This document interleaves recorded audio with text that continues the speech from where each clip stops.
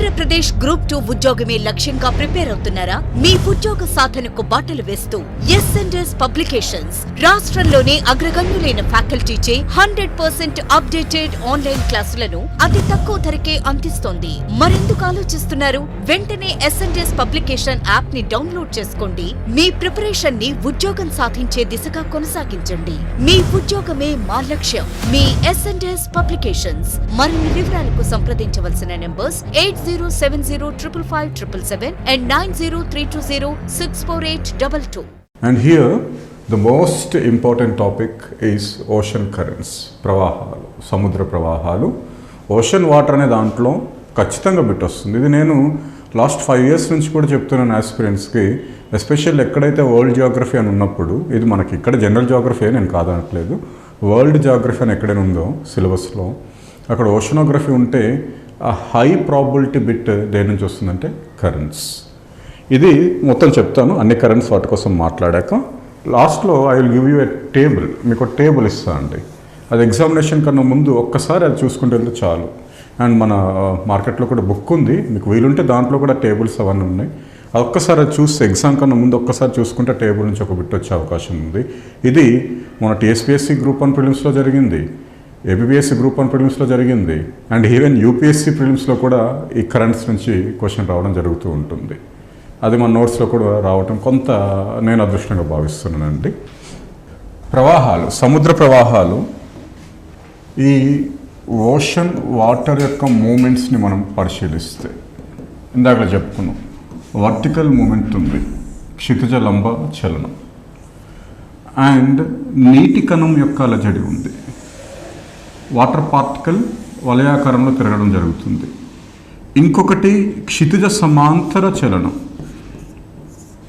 Horizontal మూమెంట్లో కూడా ఉన్నాయని చెప్తున్నాం. ఈ హారిజాంటల్ మూమెంట్లో వాటర్ ఏదైతే జరుగుతుందో, ఎక్కువగా మూమెంట్లో ఉందో, వాటిని మనం ప్రవాహాలు, కరెంట్స్ అని పిలవచ్చు. ఇంకా కష్టం మీకు అర్థమవటం నాకు తెలుసు. ఒక పెద్ద నది, లైక్ ఇప్పుడు మీరు గోదావరి ఎట్ రాజమండ్రి మీరు చూస్తుంటే ఒక 3 kilometers వెడుతుంది.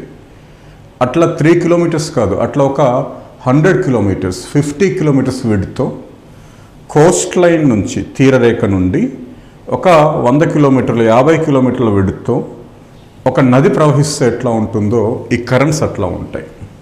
It is somewhat like a movement of river in the ocean having width more than 50 to 60 kilometers. Okay, currents, they are perceptible horizontal movement, they also have vertical movement. Horizontal movement of currents, the cycle of horizontal movement will take days only. It will take to complete days or months. The vertical cycle of movement, this ocean currents movement will take thousands of years, hundreds of years. ప్రవాహాలు చాలామంది కూడా ఏమంటారంటే సమాంతర చలనాలే కాకుండా క్షితిజరంభ చలనాన్ని కూడా కలిగి ఉంటాయి. ఈ సమాంతర చలనంలో గల వలయాలు, సుడులు, ఇదే మనం మాట్లాడాలి నెక్స్ట్, గైడ్స్ అని అంటాం. ఈ వలయాలు, సుడులు కొన్ని రోజులు, నెలల్లో కంప్లీట్ అయిపోతుంటాయి. ఈ వర్టికల్ సర్క్యులేషన్ కంప్లీట్ అవ్వటానికి 100 సంవత్సరాలు పట్టే అవకాశం ఉంది. అర్థమైందా? సాధారణంగా సముద్ర ప్రవాహాలను మనం చూస్తే ఇవి మనకి ఇలా ఒక సుడిని కలిగి ఉంటాయి, ఒక గైర్. దేన్ని కలిగి ఉంటాయి అంటే గైర్. ఇవి సర్ఫేస్ గైర్స్, ఉపరితల సుడులుగా చెప్తాం. It will take a gyre to complete somewhat months or days. అదే గైర్ సబ్సర్ఫేస్లో కూడా జరుగుతుంది, సముద్రం యొక్క దిగువ భాగంలో జరుగుతుంది వర్టికల్గా. అది పూర్తవటానికి మనకు కొన్ని 100 సంవత్సరాలు పడుతుంది. అర్థమైందా?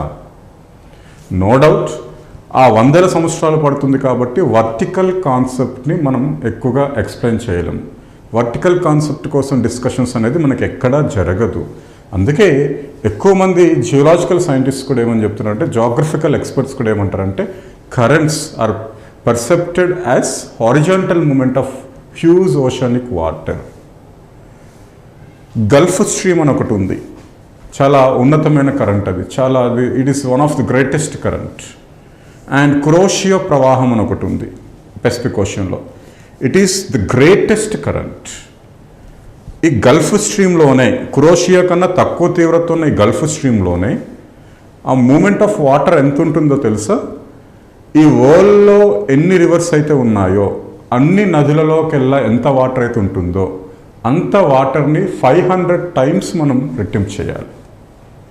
500 times to the water in all the reverse of the world. ప్రపంచంలో ఉన్న అన్ని నదులలో ఎంత అయితే నీరు ఉందో దాన్ని 500 సార్లు రెట్టింపు చేస్తే ఒక్క గల్ఫ్ స్ట్రీమ్లో అంత వాటర్ డిస్ప్లేస్మెంట్ జరుగుతుంది.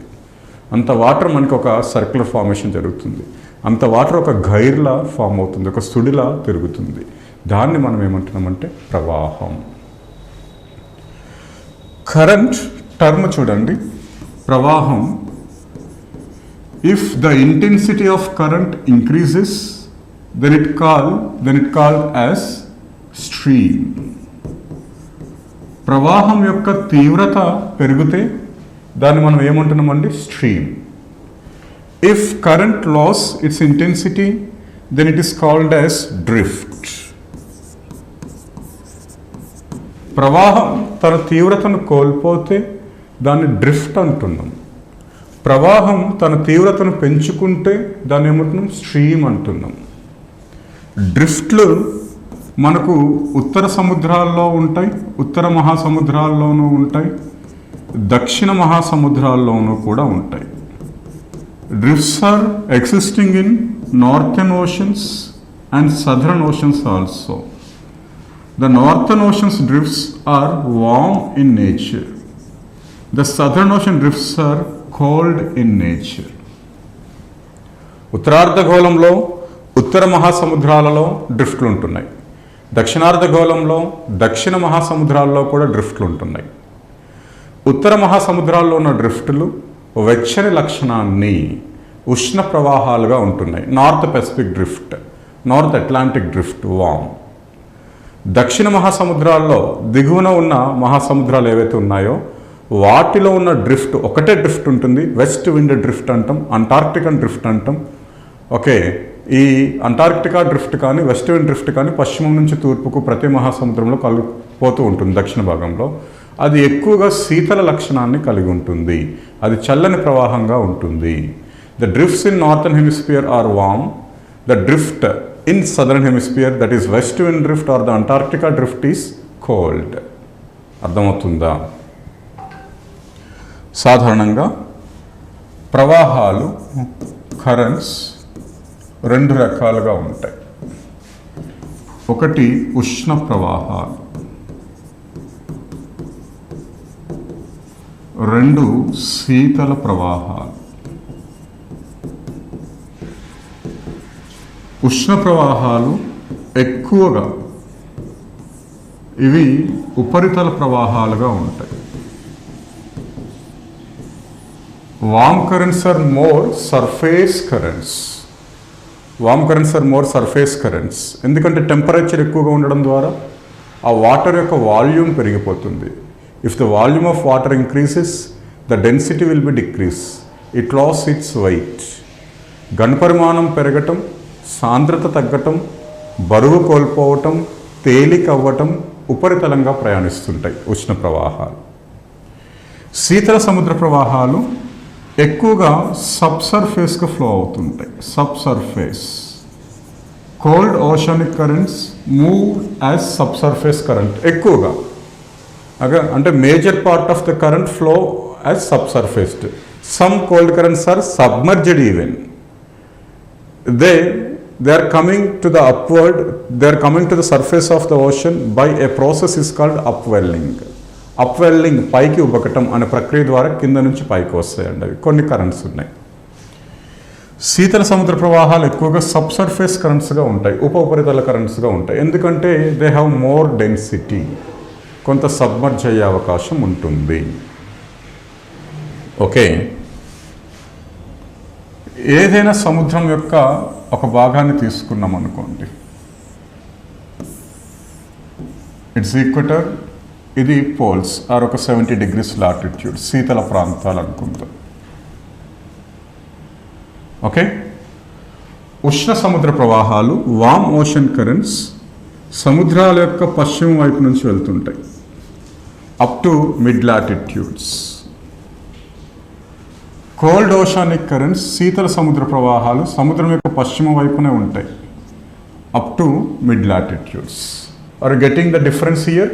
సింపుల్గా చూడండి, సముద్రాల యొక్క పశ్చిమ తీరాల్లో భూమధ్య రేఖ నుండి మధ్య అక్షాంశాల వరకు సముద్రాల యొక్క పశ్చిమ తీరాల్లో ఉష్ణ ప్రవాహాలు ఉంటాయి, సముద్రాల యొక్క పశ్చిమ తీరాల్లో శీతల సముద్ర ప్రవాహాలు ఉంటాయి.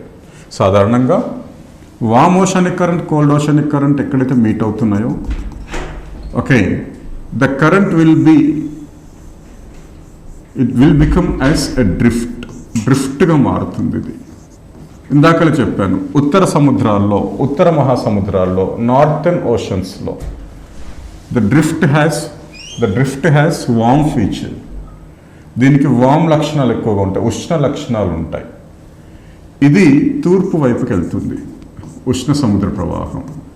This cold oceanic current will be submerged, మునిగిపోతుంది. అండ్ అప్వెల్లింగ్ అనే ప్రాసెస్ తోటి పైకి వస్తుంది. ఏ ప్రాసెస్ తోటి? అప్వెల్లింగ్. ఇట్లా మళ్ళీ మూవ్ అవుతుంది. 2 things అండి, స్లోగా అర్థమవుతుంది. ఒకేసారి మీకు బుర్రలోకి ఎక్కేసే అంత కాన్సెప్ట్ కాదు ఇది, మెల్లమెల్లగా అర్థమవుతుంది. ఏది ఇంపార్టెంట్ అనేది కూడా నేను చెప్తాను.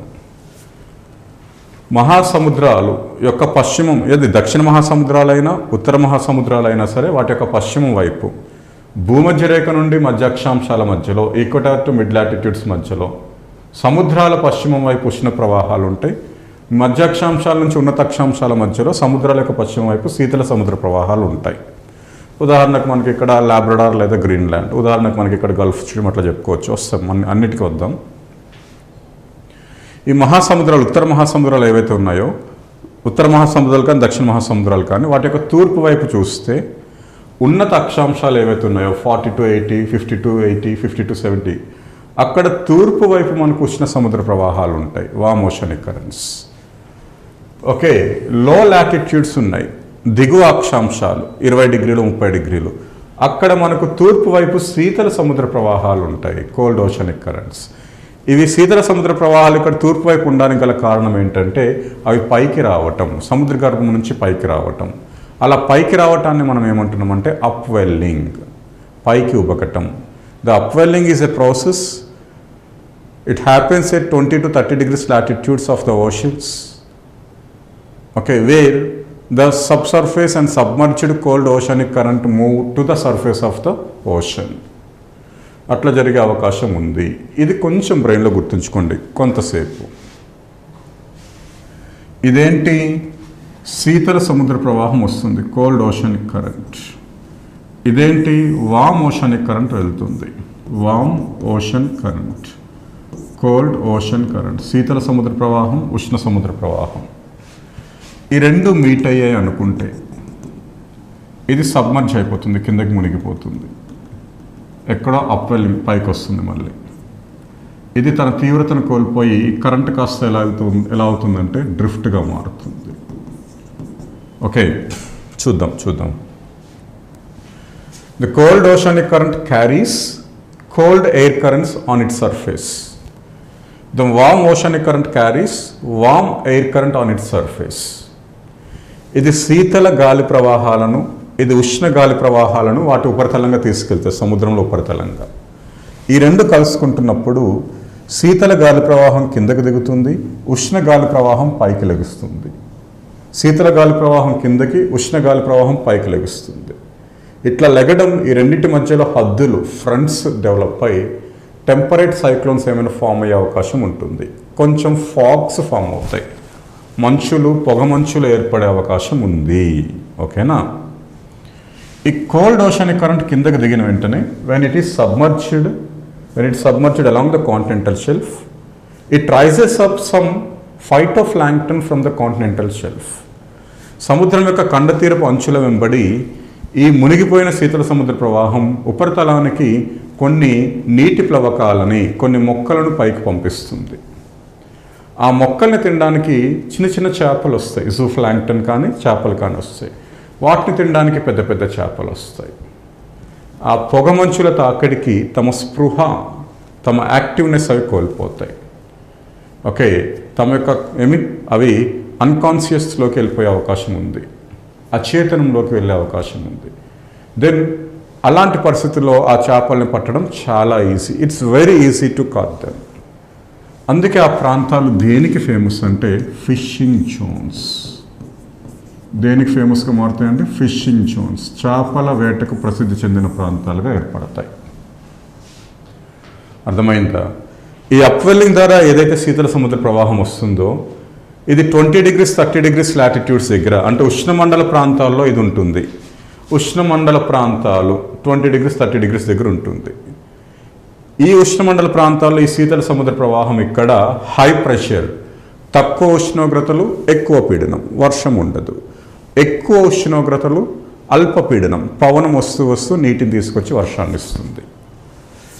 ఈ శీతల సముద్ర ప్రవాహాలు, this cold oceanic currents increases pressure there, అవి అధిక పీడనాన్ని పెంచేస్తాయి. ఆ పీడనం వల్ల ఈ పరిసర ప్రాంతాల్లో వర్షం ఉండదు.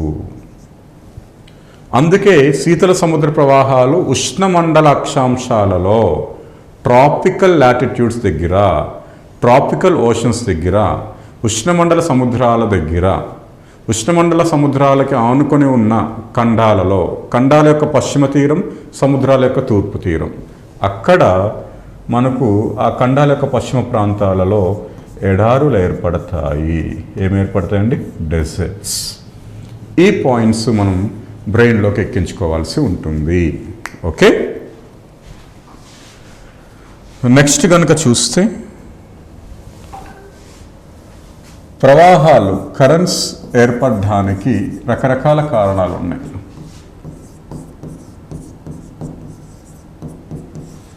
ఏర్పడటానికి గల కారణాలు, ప్రవాహాలు ఏర్పడటానికి గల కారణాలు మనం పరిశీలిస్తే చాలా కారణాలు ఉన్నాయి. There are so many factors responsible for the origination of currents. Okay, చాలా ఉంటాయి, చిన్న చిన్న ఉంటాయి. అలలు కూడా ప్రవాహాలను ఏర్పరుస్తుంది, టైడ్స్. లవణీయత భేదం కూడా ప్రవాహాలను ఏర్పరుస్తుంది, డిఫరెన్స్ ఇన్ ద సలైనిటీ. ఓకే, ఖండాల యొక్క రూపం, ద షేప్ ఆఫ్ కాంటినెంట్స్ కూడా ఫామ్ అయ్యే అవకాశం ఉంది. డెన్సిటీ సాంద్రతలో వ్యత్యాసం కూడా, డిఫరెన్స్ ఇన్ ద డెన్సిటీ కూడా కారణం. అంతెందుకు గ్రావిటేషనల్ ఫోర్స్ లాంటివి కూడా కారణం కరెంట్స్ యొక్క ఆవిర్భావానికి. ఓకేనా? బట్ ఇవి ఏర్పడడానికి ముఖ్యమైన కారణం ఏంటి అని అంటే పవనాలు, విండ్స్, వ్యాపార పవనాలు ఎక్కువగా కారణం, ట్రేడ్ విండ్స్. ఇవి ఏర్పడడానికి ఇంకో ముఖ్యమైన కారణం ఏంటంటే ఉష్ణోగ్రత వ్యత్యాసం, డిఫరెన్స్ ఇన్ ద టెంపరేచర్. వ్యాపార పవనాలు భూమధ్య రేఖకు అటు ఇటుగా, తూర్పు నుంచి పడమటి వైపుకు ప్రయాణిస్తుంటాయి. Trade winds are moving from east to west at equator, somewhat 4 to 5 degrees of equator. By the influence of trade winds, భూమధ్య రేఖ వద్ద భూమధ్య రేఖ ప్రవాహాలు, ఈక్వటోరియల్ వార్మ్ కరెంట్స్ ఆరిజినేట్ అవుతాయి. వ్యాపార పవనాల మూలంగా భూమధ్య రేఖకు ఉత్తరంగా, భూమధ్య రేఖకు దక్షిణంగా, తూర్పు నుంచి పడమటకు చలించే ఉష్ణ సముద్ర ప్రవాహాలు, భూమధ్య రేఖ ఉష్ణ సముద్ర ప్రవాహాలు ఆరిజినేట్ అవుతాయి. ఉష్ణోగ్రత వ్యత్యాసం ముఖ్యంగా ఏంటంటే ధ్రువ ప్రాంతాలలో 70 degrees 80 degrees ఆ ప్రాంతాల్లో అత్యంత శీతల ఉష్ణోగ్రతలు ఉండడం ద్వారా అక్కడ నీటి యొక్క సాంద్రత పెరిగి అది నీరు మునిగిపోవడం జరుగుతుంది. అట్లా ఒక బలమైన శీతల సముద్ర ప్రవాహాలు ధ్రువ ప్రాంతాల్లో ఏర్పడతాయి. కొంచెం మునుగుతూ ఏమవుతుంది, అది సబ్సర్ఫేస్, ఉపరితలంగా ప్రవహించుకుంటూ వస్తుంది. క్రమేపీ ఉపరితలానికి చేరే అవకాశం ఉంది. ఇక్కడ ఉష్ణోగ్రతలు ఎక్కువగా ఉండడం ద్వారా నీటి ఘనపరిమాణం, వాల్యూమ్ ఆఫ్ వాటర్ ఏమవుతుంది, పెరిగి అది ఉపరితలానికి చేరి ఉపరితలంగా ఉష్ణ ప్రవాహం వెళ్తుంది. ఉపరితలంగా శీతల సముద్ర ప్రవాహం వస్తుంది. సరే, భూమధ్య రేఖ ప్రవాహాలు ఏర్పడడానికి వ్యాపార పవనాలు ముఖ్య కారణం. ఉష్ణోగ్రత వ్యత్యాసం అనే కారణంతో ధ్రువ ప్రాంతాల్లో శీతల సముద్ర ప్రవాహాలు ఏర్పడుతున్నాయి. The equatorial warm currents are originated by the movement of trades, and it is the temperature difference where the lowest temperatures causes the origination of cold ocean currents at polar region. The cold ocean currents are mainly subsurface currents, and the warm ocean currents are mainly surface currents. ఈ point గుర్తుంచుకోవాలి, ఓకేనా? ఆ తర్వాత ఏమవుతుందంటే, ఈ currents ఏవైతే ప్రవాహాలు ఉన్నాయో మూమెంట్లో, వీటి మీద వ్యాపార పవనాలు కొంత ప్రభావాన్ని చూపెడితే తూర్పు నుంచి పడమటికి తీసుకెళ్తూ ఉంటాయి. Trade winds move the warm currents from east to west. 1. వాటి యొక్క దిశను ప్రభావం చూపే అంశాలు. Direction of currents, the factors responsible for the direction of currents. వాటి యొక్క దిశ మీద ప్రభావాన్ని చూపెట్టేవి ఏంటి అనేది కనుక చూస్తే, ఒకటి వ్యాపార పవనాలు తూర్పు నుంచి పడమటి తీసుకెళ్తున్నాయి, ఆరిజినేట్ చేస్తున్నాయి, పడమటి వైపు చెల్లింపజేస్తున్నాయి.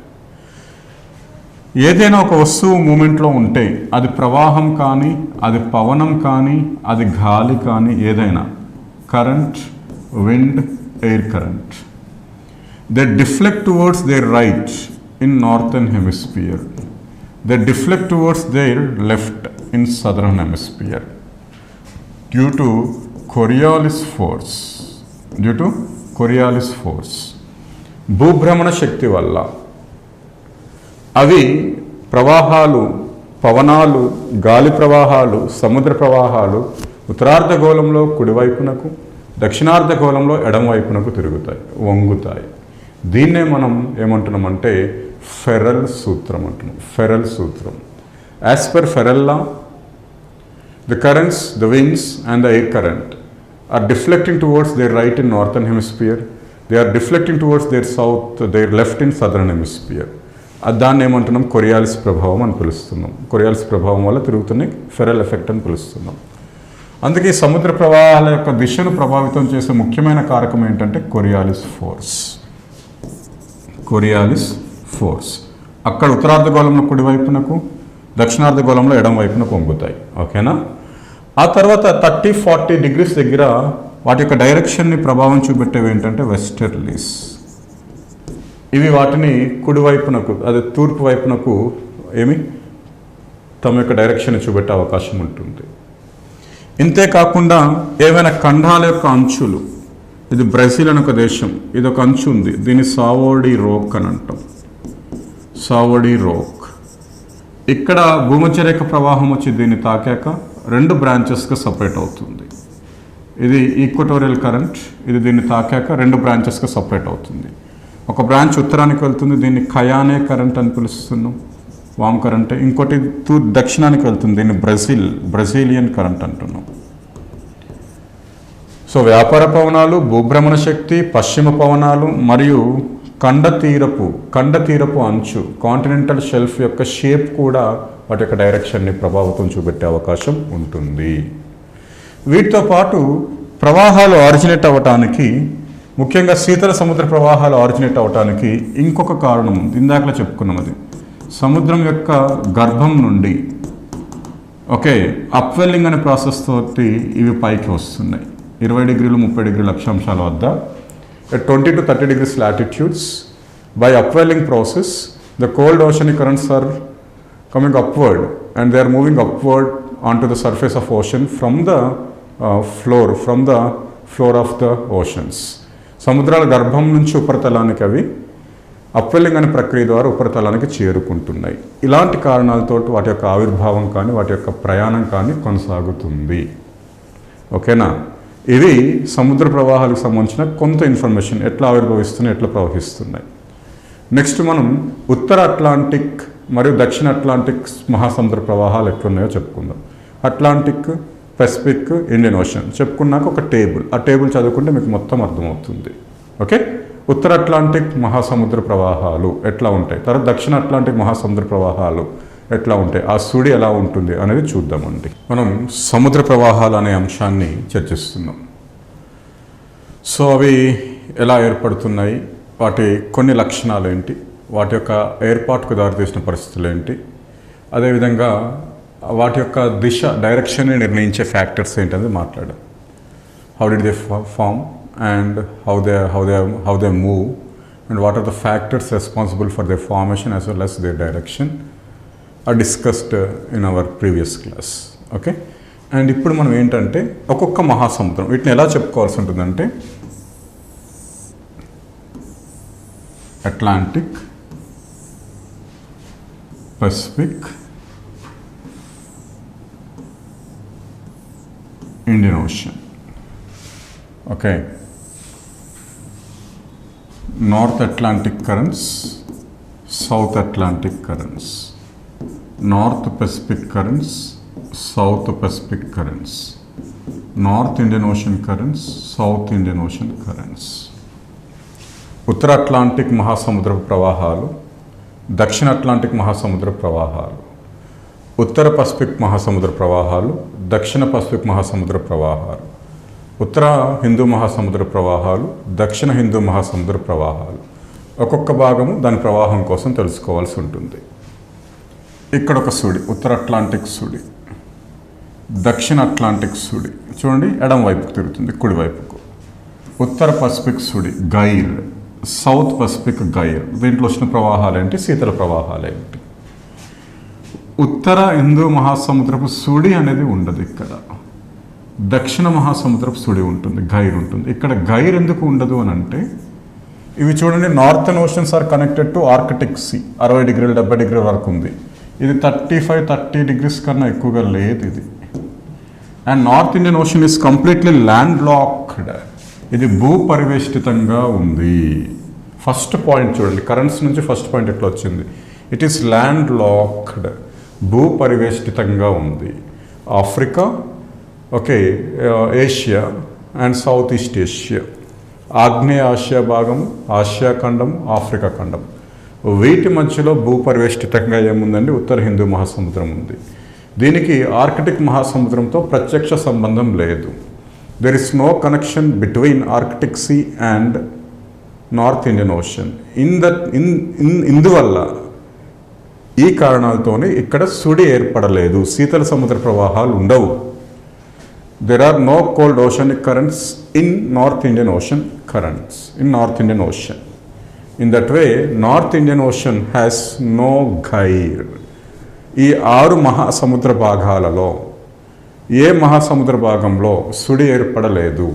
Which among the following oceans there is no gyre formation అని అడిగితే నార్త్ ఇండియన్ ఓషన్. ఇది గుర్తుంచుకోవాలి, అందరము గుర్తుంచుకోవాలి ఈ అంశం.